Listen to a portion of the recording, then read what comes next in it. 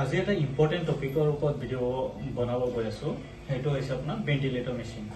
তো যোনটো ভেন্টিলেটৰ মেচিনৰ কথা শুনিলে সৰুৰ পৰা বৃদ্ধলৈকে সকলোৱে ভয় পায়। তো আজি তেনেকুৱা এটা টপিকৰ ওপৰত মই ভিডিঅ' বনাব গৈ আছো। ভেন্টিলেটৰ বিষয়ে যোনকেইটা কুৱেশ্যন সাধাৰণতে মানুহে সুধি থাকে তেনেকুৱা কিছুমান কুৱেশ্যন মই আজি বাছি লৈছো আৰু এই কুৱেশ্যন কেইটাৰ ওপৰত মই আজি আলোচনা কৰিম। প্ৰথম কুৱেশ্যনটো হৈছে যে এই ভেন্টিলেটৰ মেচিনটো কি বা এই ভেন্টিলেটৰ মেচিনটোৰ কাম কি। তো কোনবোৰ পেচেণ্টৰ ক্ষেত্ৰত আমি এই ভেন্টিলেটৰ মেচিনটো ব্যৱহাৰ কৰোঁ, তাৰপিছত ভেন্টিলেটৰত পেচেণ্ট এটা কেইদিন বাচি থাকে, তাৰপিছত হৈছে ভেন্টিলেটৰত পেচেণ্ট এটা থাকিলে এই ভেন্টিলেটৰৰ পৰা পেচেণ্টটো আমি কেতিয়া ওলাই দিওঁ, তাৰপিছত হৈছে যে ভেন্টিলেটৰত পেচেণ্ট থাকিলে বা ভেন্টিলেটৰত পেচেণ্ট এটা যেতিয়া ভৰোৱা হয় তেতিয়া পেচেণ্টে দুখ পায় নেকি, তাৰপিছত হৈছে যে এদিনত ভেন্টিলেটৰৰ চাৰ্জ কিমান, তাৰপিছত হৈছে যে ভেন্টিলেটৰত পেচেণ্ট থাকিলে চকুৰে দেখা পায় নেকি বা আমি কোৱা কথাবোৰ পেচেণ্টে বুজি পায় নেকি বা শুনি পায় নেকি, তাৰপিছত হৈছে যে ভেন্টিলেটৰত পেচেণ্ট এটা দিয়াৰ পিছত পেচেণ্টৰ কিবা চাইড ইফেক্ট হয় নেকি বা পেচেণ্টৰ কিবা ক্ষতি হয় নেকি, তাৰপিছত হৈছে যে ভেন্টিলেটৰ অকল কি আমি ICUতে ব্যৱহাৰ কৰোঁ নে ইয়াক আমি এই ভেন্টিলেটৰ মেচিনটো আমি ঘৰত নিও ব্যৱহাৰ কৰিব পাৰোঁ বা ট্ৰেভেলিঙৰ ক্ষেত্ৰত আমি ব্যৱহাৰ কৰিব পাৰোঁ নেকি, তাৰপিছত হৈছে যে ভেন্টিলেটৰত পেচেণ্ট এটা বঢ়াই দিয়াৰ পিছত এইটো কি পেচেণ্টৰ লাষ্ট ষ্টেজ নে পেচেণ্টে আকৌ মানে নতুনকৈ জীৱন ষ্টাৰ্ট কৰিব পাৰিব। তো এইকেইটা টপিকৰ ওপৰত মই আজি কথা পাতিম। গতিকে ভিডিঅ'টো যদি ভাল লাগে তেতিয়াহ'লে ভিডিঅ'টো আপোনালোকে আপোনালোকৰ প্ৰত্যেকলৈ শ্বেয়াৰ কৰি দিব।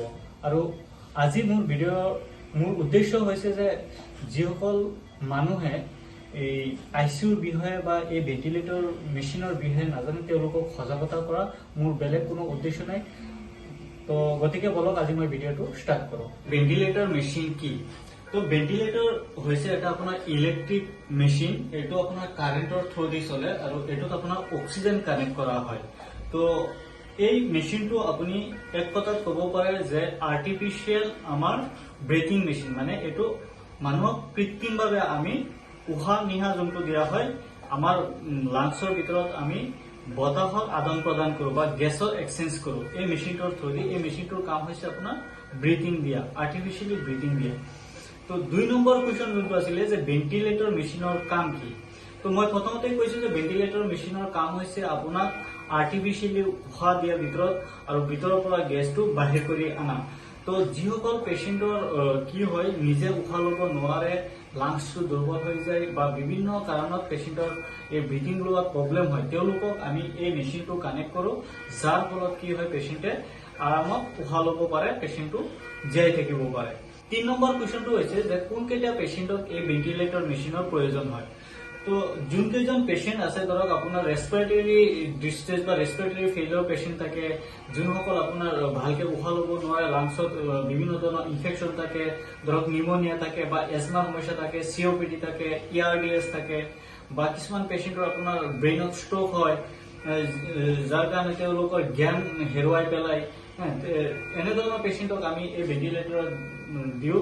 তাৰপিছত কিছুমান পেচেণ্ট ধৰক আপোনাৰ অপাৰেশ্যন কৰা হয়, অপাৰেশ্যন কৰাৰ সময়ত কি হয় জেনেৰেল এনেস্থেচিয়া দিয়া হয়। এনেস্থেচিয়া দিয়াৰ ফলত পেচেণ্টৰ টোটেলি মাচুল আপোনাৰ পেৰালাইজ কৰি দিয়া হয় আৰু বহুত সময় আপোনাৰ যোনকেইটা আপোনাৰ লং টাৰ্ম অপাৰেশ্যন হয়, ধৰক 6 ঘণ্টা 7 ঘণ্টা সময় অপাৰেশ্যনত লাগে, সেইকেইটা পেচেণ্টক আমি কি কৰোঁ ইলেক্ট্ৰিভলি, হয়তো পেচেণ্টৰ ভেন্টিলেটৰৰ প্ৰয়োজন নাছিলে কিন্তু আমি পেচেণ্টক অপাৰেশ্যন কৰিম কাৰণে পেচেণ্টক আমি প্ৰথমতে মুখেৰে 5 দিওঁ, 5 দি পেলাই পেচেণ্টক আমি এই মেচিনত কানেক্ট কৰোঁ আৰু আমি অপাৰেশ্যন ছাকচেছ হোৱাৰ পিছত আমি পেচেণ্টক এই ভেন্টিলেটৰ মেচিনৰ পৰা ওলাই দিওঁ।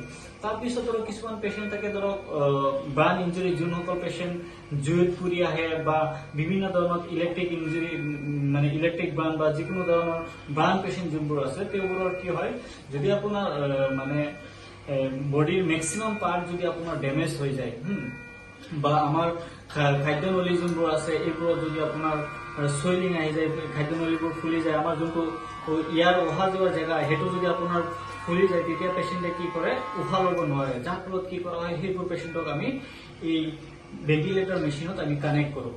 তো তাৰপিছত হৈছে যে ভেন্টিলেটৰত পেচেণ্ট এটা কেইদিন বাচি থাকে। তো এইটো একচুৱেলি আপোনাক শিওৰ কৰাটো পচিবল নহয়। ভেণ্টিলেটৰত কিছুমান পেচেণ্ট 1 মাহ বাচি থাকে, কিছুমান পেচেণ্ট 1 বছৰো বাচি থাকে, কিছুমান পেচেণ্ট বহুত দিনলৈকে বাচি থাকে। এইটো পেচেণ্টৰ লাইফ স্পানৰ ওপৰত ডিপেণ্ড কৰে যে পেচেণ্ট এটা কিমান দিন তেওঁ হায়াত লৈ আহিছে, ইমান দিনে পেচেণ্ট এটা বাচি থাকে। কিন্তু পেচেণ্টক ভেণ্টিলেটৰত ৰখা সম্ভৱ। তাৰপিছত কুৱেশ্যন আছিল যে ভেণ্টিলেটৰত পেচেণ্ট এটা থাকিলে পেচেণ্টে দুখ পায় নেকি? তো পেচেণ্ট এটা যেতিয়া ভেণ্টিলেটৰত থাকে তেতিয়া পেচেণ্টটো কমপ্লিটলি আপোনাৰ পেৰালাইজ থাকে। পেচেণ্ট এটাক আমি মেডিচিন দি চিডেট কৰি ৰাখো, মাছলবোৰ পেৰালাইজ কৰি ৰাখো, পেচেণ্টে কোনো ধৰণৰ গম নাপায়। আৰু পেচেণ্টক যেতিয়া আমি ইনটুবেট কৰো, মানে মুখেৰে আমি 5 এটা দিওঁ, তেতিয়া পেচেণ্টক আমি আগতেই আমি বেহুচ বা পেৰালাইজ কৰা মেডিচিন আমি দি লওঁ। আৰু পেচেণ্টটো টোটেলি আপোনাৰ টোপনি থাকে, পেচেণ্টে কোনো ধৰণৰ দুখ নাপায়। আৰু পেচেণ্ট যেতিয়া ভেণ্টিলেটৰ মেচিনত থাকে তেতিয়াও পেচেণ্ট কোনো ধৰণৰ দুখ নাপায়। তো এইটো লৈ আপোনালোকক চিন্তা কৰাৰ কোনো বিষয় নাই। তাৰপিছত আহিছে যে এদিনত ভেণ্টিলেটৰৰ চাৰ্জ কিমান। তো এইটো আপোনাৰ হস্পিটেললৈ বেলেগ বেলেগ হয়। কিছুমান হস্পিটেলত আৱাৰলি চাৰ্জ কৰে, কিছুমান হস্পিটেলত আপোনাৰ ডে চাৰ্জ কৰে। এইটো যদি আপুনি নৰ্মেলি ক'ব যায় 2000ৰ পৰা 5000ৰ ভিতৰত এইটো ভেণ্টিলেটৰৰ চাৰ্জ থাকে 24 আৱাৰ্ছত। এইটো হস্পিটেল বেলেগ বেলেগ হয়। তাৰপিছত কুৱেশ্যন আছে যে ভেণ্টিলেটৰত থাকিলে পেচেণ্টে চকুৰে দেখা পায় নেকি, বা আমি কোৱা কথাবোৰ পেচেণ্টে শুনি পায় নেকি? এইটো হৈছে যে পেচেণ্টে যেতিয়া ভেণ্টিলেটৰত থাকে তেতিয়া পেচেণ্টে চকুৰে দেখা পায় যদি আমি পেচেণ্টক এলাউ কৰো চকুৰে দেখিবৰ কাৰণে, বা পেচেণ্টক যদি আমি এলাউ কৰো যে পেচেণ্টে আমি কোৱা কথাবোৰ পেচেণ্টে শুনি পায় নে নাই। এইটো ডিপেণ্ড কৰে আমি পেচেণ্টক কিমান টাইম আমি পেৰালাইজ কৰি ৰাখিছো, বা পেচেণ্টক মানে এইটো মেডিচিনৰ পাৱাৰৰ ওপৰত ডিপেণ্ড কৰে। কিছুমান পেচেণ্ট আপুনি মেডিচিন যদি সাপোজ এতিয়া মই মেডিচিন দিলো, পেৰালাইজ কৰাৰ মেডিচিন দিলো, কিন্তু পেচেণ্টক যদি আপুনি 5 মিনিট পিছত মাতে পেচেণ্টে গম নাপাব। কিন্তু মেডিচিনৰ যোনটো টাইম ডিউৰেশ্যন, মেডিচিনৰ যোনটো সময়সীমা থাকে, এই সময়সীমা যেতিয়া উকলি যাব তেতিয়া যদি আপুনি পেচেণ্টক মাতে তেতিয়া পেচেণ্টে গম পায়, পেচেণ্টে বুজি পায়। কিন্তু পেচেণ্টে অকল কথা ক'ব নোৱাৰে, কাৰণ পেচেণ্টৰ মুখত ফাইট ভৰাই দিয়া থাকে। আৰু পেচেণ্টে পেচেণ্টক যদি আপুনি যেতিয়া মেডিচিনৰ মেদ উকলি যাব তেতিয়া যদি আপুনি পেচেণ্টক টাচ কৰে বা পেচেণ্টক মাতে, পেচেণ্টে চকু খুলি চায়। তাৰপিছত কুৱেশ্যন আছিল যে ভেণ্টিলেটৰৰ ছাইড ইফেক্ট কিবা আছে নেকি? নিশ্চয় ভেণ্টিলেটৰৰ ছাইড ইফেক্ট আছে। যদি আপোনাৰ আইচিউটো প্ৰপাৰলি ক্লিন কৰি ৰখা নাযায়, যদি আপুনি হাইজিন মেইনটেইন নকৰে, তেতিয়াহ'লে পেচেণ্টৰ বিভিন্ন ধৰণৰ আপোনাৰ ইনফেকশ্যন থাকে। মেইনলি ধৰক আপোনাৰ পেচেণ্টৰ 1 নম্বৰ কথা হ'ল যে আপোনাৰ লাংছত ইনফেকশ্যন হোৱাৰ চান্স থাকে। 2 নম্বৰ আপোনাৰ লাংছ ইঞ্জুৰি হোৱাৰ চান্স থাকে। এই মেচিনটো আপুনি যেনেকে ছেট কৰিব তেনেকে পেচেণ্টে মানে ভেণ্টিলেটৰ মেচিনটোৱে পেচেণ্টক হাৱাটো দিব, এয়াৰটো দিব। তো এই মেচিনটোত যদি আপুনি ছেটিংটো পেচেণ্টৰ ওজন অনুযায়ী, পেচেণ্টৰ বডি ৱেইট অনুযায়ী যদি আপুনি ভালকে ছেটিং কৰিব নাজানে, তেতিয়াহ'লে কি হ'ব, পেচেণ্টৰ লাংছত সাপোজ 5 কেজি এয়াৰৰ প্ৰয়োজন আছিলে, আপুনি যদি 10 কেজি দি দিয়ে তেতিয়া পেচেণ্টৰ লাংছটো বেছিকে ফুলি যাব। তেনেকে পেচেণ্টৰ লাংছ ইঞ্জুৰি হোৱাৰ চান্স থাকে। তাৰপিছত প্ৰত্যেককেইটা আইচিউতে আপোনাৰ বিভিন্ন ধৰণৰ ভাইৰাছ বেক্টেৰিয়া থাকে, কাৰণ আইচিউত যোনকেইটা পেচেণ্ট আহে মেক্সিমামে আপোনাৰ ইনফেক্টেড পেচেণ্ট, আপোনাৰ চিক পেচেণ্ট থাকে। তো সেইবিলাক পেচেণ্টৰ লগত ভাইৰাছ বেক্টেৰিয়া বহুত বেছি পৰিমাণে থাকে, আৰু সেই কাৰণে আইচিউত ভাইৰাছ বেক্টেৰিয়া বহুত বেছি থাকে। তো আইচিউটো যদি আপুনি প্ৰপাৰলি যদি আপোনাৰ ডিসইনফেক্টেড কৰি নাৰাখে তেতিয়াহ'লে পেচেণ্টৰ ইনফেকশ্যন হোৱাৰ চান্স থাকে। তাৰ পিছতো আপোনাৰ যদি পেচেণ্টটো আপোনাৰ লং টাৰ্ম যদি আইচিউ থাকে তেতিয়া আমাৰ পেচেণ্টৰ এই vocal cord injury, vocal cord damage হোৱাৰ চান্স থাকে। মানে কি হয়, ভকেল কৰ্ড মানে হৈছে আমাৰ এতিয়া যে মই কথা পাতি আছো, কথাটো জোৰ উৎপন্ন হৈ আছে, সেই জেগাটোক কোৱা হয় যে ভকেল কৰ্ড। তো পেচেণ্ট যেতিয়া মেক্সিমাম টাইম আপুনি ভেণ্টিলেটৰ থাকে, টিউব এটা মুখত ভৰোৱা থাকে, তেতিয়া এই ভকেল কৰ্ড যোনটো আছে এই কৰ্ডটো আপোনাৰ ডেমেজ হোৱাৰ চান্স থাকে। তাৰপিছত আপোনাৰ মেক্সিমাম টাইম মানে কি হয়, ইনফেকশ্যন হোৱা দেখা যায়। কাৰণ পেচেণ্ট এটা আইচিউত ভৰাই দিয়াৰ পিছত মেচিনত লগোৱাৰ পিছত পেচেণ্টৰ কাম হয় এনেকুৱা নহয়। পেচেণ্ট এটা যেতিয়া আইচিউত ভৰাই ৰাখিব তেতিয়া পেচেণ্টৰ ডেইলি আপোনাৰ অৰেল হাইজিন, মাউথ কেয়াৰ দিব লাগিব, মুখ আপোনাৰ ভালকে চাফা কৰিব লাগিব, তাৰপিছত চুলি আপোনাৰ ৱাশ্ব কৰিব লাগিব, গোটেই বডি আপোনাৰ পানীৰে ভালকে আপোনাৰ ধুব লাগিব, তেল মালিচ কৰিব লাগিব। এনেধৰণৰ বিভিন্ন ধৰণৰ কেয়াৰ লোৱা হয় পেচেণ্টৰ পজিশ্যন চেঞ্জ কৰা হয় পেচেণ্ট যদি কি হয় একে লেটাৰে যদি আপোনাৰ বিচনাত শুই থাকে পেচেণ্টৰ পিছফালে আপোনাৰ গা হয় যোনটো বেডছ বুলি কোৱা হয় তো তাৰ কাৰণে এয়াৰ মেট্ৰেছ ব্যৱহাৰ কৰা হয় এনেধৰণৰ বিভিন্ন ধৰণৰ পেচেণ্টৰ কেয়াৰ লোৱা হয় যাতে আইচিউত কোনো ধৰণৰ ইনফেকশ্যন নহয় তো এক কথাত ক'ব গ'লে পেচেণ্টৰ মানে ইনফেকশ্যন হোৱাৰ চান্স আছে কিন্তু এটো আইসিইউ বেডে বেলেগ বেলেগ যদি আইসিইউ যদি ভালকে মেইনটেনেন্স করে রাখিছে পেশেন্টৰ ইনফেকশন হোৱাৰ চান্স কম আপোনাৰ পেশেন্টৰ ক্ষতি হোৱাৰ চান্স কম কিন্তু যদি আপুনি আইসিইউ তো যদি ভালকে সাফ চিকুণ কৰি যদি ডিসইনফেক্টেড কৰি নাৰাখে তেতিয়াহলে পেশেন্টৰ আপোনাৰ ইনফেকশন হোৱাৰ চান্স আছে আপোনাৰ পেশেন্ট ডেথ হোৱাৰ চান্স থাকে তাৰ পিছত হৈছে যে এই ভেন্টিলেটৰ মেচিনটো আপুনি ঘৰত ব্যৱহাৰ কৰিব পাৰিব নে অকল আইসিইউতে ব্যৱহাৰ কৰা হয় তো সব এই মেচিনটো আপুনি এইটো যিমান ডাঙৰ মেচিন বিভিন্ন ধৰণৰ মেচিন থাকে সৰু মেচিন থাকে ডাঙৰ মেচিন থাকে তো মেচিন বেদে বেদে এবিলাকৰ ইউজ কৰা হয় এই ভেন্টিলেটৰ মেচিনটো অকল আইসিইউতে ব্যৱহাৰ কৰা নহয় যদি আপুনি ইচ্ছা কৰে আপুনি ঘৰতো লৈ যাব পাৰে কিন্তু যদি আপুনি ইয়াৰ চাৰ্জ যদি আপুনি দিব পাৰে অকল ইয়াৰ চাৰ্জ নহয় ইয়াৰ লগত টেকনিশিয়ান থাকিব লাগিব ইয়াৰ মেইনটেনেন্স কৰা মানুহ থাকিব লাগিব এই গোটেইখিনি যদি আপুনি এফৰ্ড কৰিব পাৰে তেতিয়াহলে আপুনি এই মেচিনটো আপুনি ঘৰত নিও ব্যৱহাৰ কৰিব পাৰিব তাৰ পিছত এই ভেন্টিলেটৰ মেচিন আপোনাৰ আজিকালি বিভিন্ন ধৰণৰ এম্বুলেন্সত ব্যৱহাৰ কৰা দেখা যায় যোনবোৰ সিভিয়াৰ পেশেন্ট থাকে যোনবোৰ ক্ৰিটিকেল পেশেন্ট থাকে এটা হস্পিটালৰ পৰা আন এটা হস্পিটাললৈ উন্নত চিকিৎসাৰ কাৰণে যেতিয়া প্ৰেৰণ কৰা হয় পেশেন্টটো ভেন্টিলেটৰত প্ৰেৰণ কৰা হয় তাৰ পিছত ইয়াৰ উপৰিও পেশেন্ট যেতিয়া ধৰক এটা ৰাজ্যৰ পৰা অন্য এটা ৰাজ্যলৈ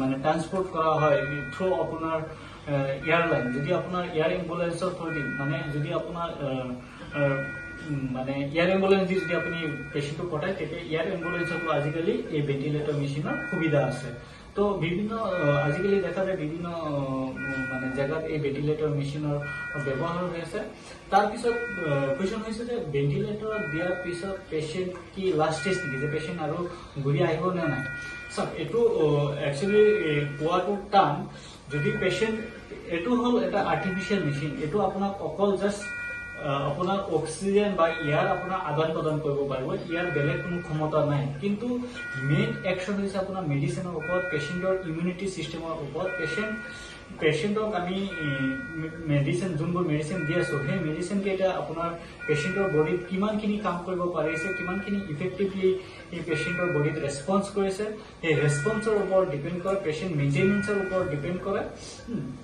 এক্টিভ টিমৰ ওপৰত ডিপেন্ড কৰে হ্যাঁ তো এনেকুৱা নহয় যে পেশেন্ট আমি ভেন্টিলেটৰ মেচিনত ভৰাই দিলো পেশেন্টৰ লাষ্ট ষ্টেজ পেশেন্ট আৰু ঘূৰি নাহে এনেকুৱা নহয় মেক্সিমাম পেশেন্ট আপোনাৰ ভেন্টিলেশন মেচিনৰ পৰা ওলাই যায় যদি আপুনি প্ৰপাৰ ট্ৰিটমেন্ট দিব পাৰে প্ৰপাৰ ডায়াগনোসিস কৰি প্ৰপাৰ ট্ৰিটমেন্ট দিব পাৰে প্ৰপাৰ কেয়াৰ ল'ব পাৰে পেশেন্টৰ তেতিয়া পেশেন্ট ঘূৰি যায় তো তাৰ পিছত হৈছে এই পেশেন্টটো যেতিয়া আমি ভেন্টিলেটৰৰ পৰা ওলাই দিওঁ ভেন্টিলেটৰৰ পৰা ওলাই আমি মানে ডাইৰেক্ট ওলাই দিওঁ নে এইটো লাহে লাহে আমি মানে ভেন্টিলেটৰৰ পৰা ওলাও তো এইটো হল যে সব পেশেন্ট এটা যেতিয়া ভেন্টিলেটৰত দিয়া হয় তেতিয়া পেশেন্টৰ কণ্ডিশ্যনৰ ওপৰত ডিপেন্ড কৰি আমি ভেন্টিলেটৰত ভৰাও তো পেশেন্ট যেতিয়া আমি ভেন্টিলেটৰৰ পৰা ওলাও তেতিয়াও আমি পেশেন্টৰ ৰেসপন্সৰ ওপৰত ডিপেন্ড কৰি যদি পেশেন্টৰ ৰেসপন্স ভাল দেখি আছো আমি মানে ভেন্টিলেটৰৰ যোনটো হেৰি আছে সেটিং আছে হাইৰ পৰা আমি লাহে লাহে ডাউনলৈ আহো হাইৰ পৰা ললে আহো লৰ পৰা আৰু ললে আহো এনেকে নৰ্মেল ষ্টেজত আহি পেশেন্টটো আমি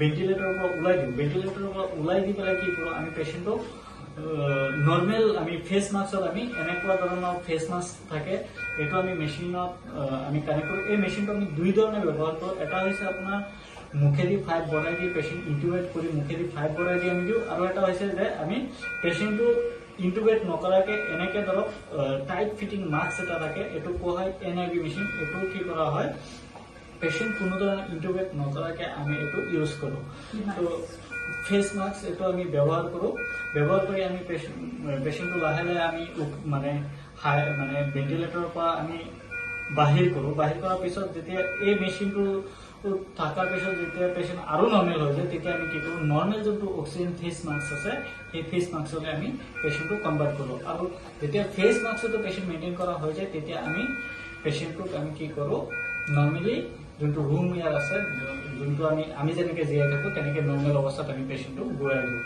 তো আজিৰ ভিডিঅ'টো ইমানখিনি আছিলে দেখা হ'ব পৰৱৰ্তী সময়ত অন্য এটা নতুন ভিডিঅ' লৈ। আৰু যদি আপোনালোকে এই ICUৰ বিষয়ে কিবা টপিকৰ ওপৰত জানিব বিচাৰে তেতিয়াহ'লে আপোনালোকে নিশ্চয় কমেণ্ট বক্সত কমেণ্ট কৰি জনাব। মই সেই টপিকটোৰ ওপৰত ভিডিঅ' বনাব চেষ্টা কৰিম।